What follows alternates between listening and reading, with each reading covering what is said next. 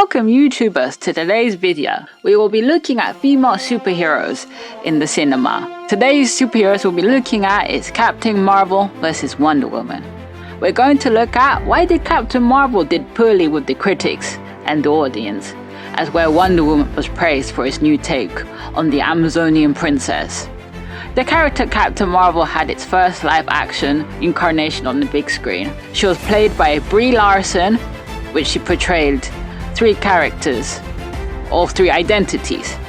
Carol Danvers, the ex-US Air Force fighter pilot, and then Veers, the part of the Space Alien Force, which for simplicity's sake, I'll name it that, and then as the title character, Captain Marvel. And also, we'll look at, as I said before, Wonder Woman. It had this chance on the TV screens before, as it was famously portrayed by Lynda Carter. And especially we can see a hidden kind of connection that Gal Gadot was a former Miss Israel, as well as where Lynda Carter was Miss America, or Miss Universe, but I'll clarify the information on the video. This would be the first time that Wonder Woman will be portrayed by a different actress, Gal Gadot.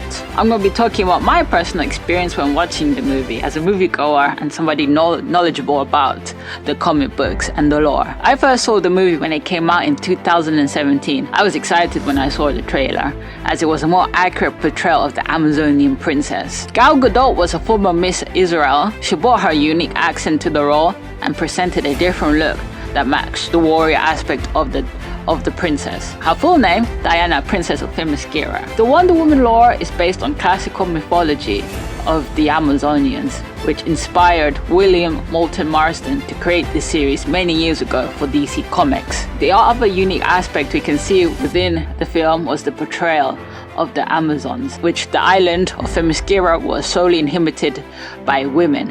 Other parts which I really liked about the movie as a moviegoer was seeing how all the Amazons, they took actors, real life fitness people, models, people of strength to portray within the movie. Captain Marvel was never shown on either TV or film, because we have to imagine the heavy use of CGI that would have to use to be created, the universe, the alien planets, the whole world within it. As we can see with mentioning briefly Green Lantern, which Ryan Reynolds famously portrayed, it didn't turn out well. Because the great difficulty I found is, how do you show the space world realistically without it too hokey or doesn't look real, you just don't believe it. Because the character, the actress, Brie Larson, I saw her in another movie that she did. She had great dramatic skills. But then again, when I ask the audience, or even when I ask other people that have seen the film, they said that when they watched the movie,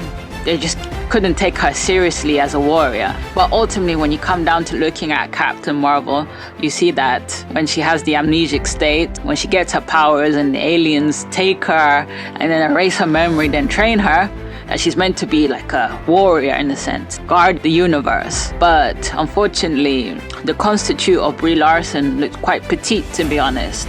There's nothing against her.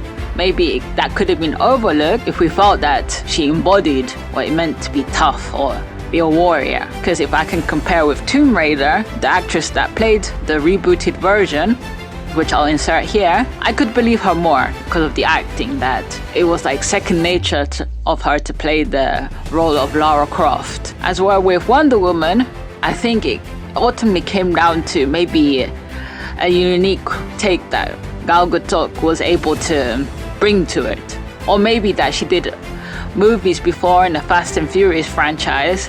Moviegoers was able to see her playing in a tough role while doing underground racing. The shots within Wonder Woman that was very unique was the opening shot, and as well the part where the Amazons fight the Germans. The island that they presented of Themyscira was very beautiful, the unique shots that they took. The movie Wonder Woman was set in areas of England, Italy, Sassi di Montera and Castel del Monte and Camerota in southern Italy. Matthew Jensen was the director of photography. When doing the research, I found the criticism that they had, and particularly with Captain Marvel, was that the overt feminist tones. This video is not meant to be political, But when watching the movie, like, I did find personally with intense fighting scenes, they would put this random music inside, which on the top of my head memory from No Doubt, but I just found it too jarring. It was meant to be, an intense fighting scene, and there was other moments where it was in the bar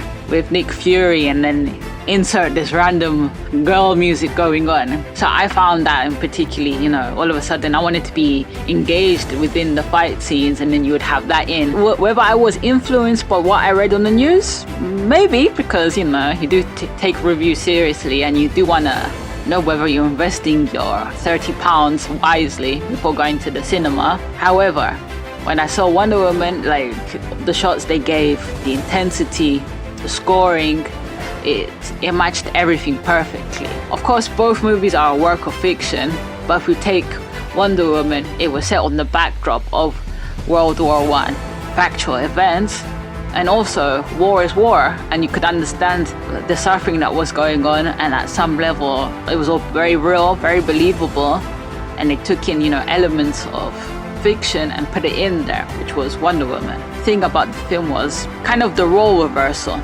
They didn't emphasize that she was the old dominant person. As beginning of the movie, you have the air pilot Steve Trevor fighting the Germans and then crash landing into Themyscira, and that he makes the Amazons, Diana, known about the threat of war.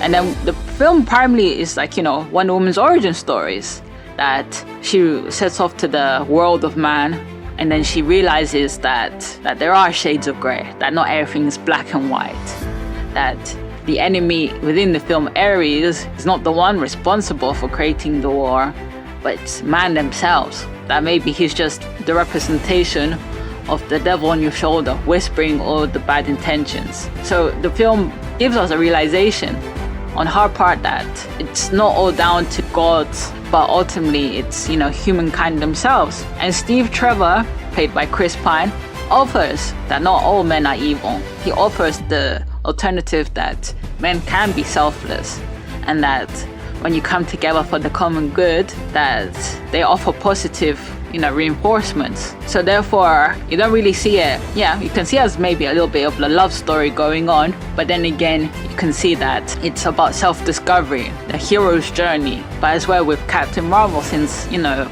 Carol Danvers, Veers, whatever you would like to call her storybook background is so complex that they tried to bring that level of complexity in the film, which didn't translate well, because you have the memory flashbacks. Well, Brie Larson's acting in the movie, it was like she was trying to hold back. I don't know what would be the perfect way, but when you go to the cinema to see the films, you want to believe, for that moment that you're in that world, that you believe there is a character of powers, that she is a warrior, and that you believe she's portraying who she is portraying. Like you get, for example, Robert Downey Jr. He is Tony Stark. Like you can see in many interviews, he says he's Tony Stark. Like role he's done before, which can be a positive and a negative at times. But with Brie Larson, like I've seen other films that she's done, well, not much. Maybe she needs a bit more time to mature, which is fair enough. And Gal Gadot, she's only now risen to prominence for this movie. I'm not saying that maybe she's the greatest actress in the world, or maybe with some roles it's just meant for the actor. But to end off on the video, if I'm going to give it a rating between 1 out of 5, I'll give Wonder Woman a 4.5 and Captain Marvel a 3.5. Well, YouTubers, thank you for listening to this video. If you like the video, give a like, share and subscribe. And stay tuned for more content.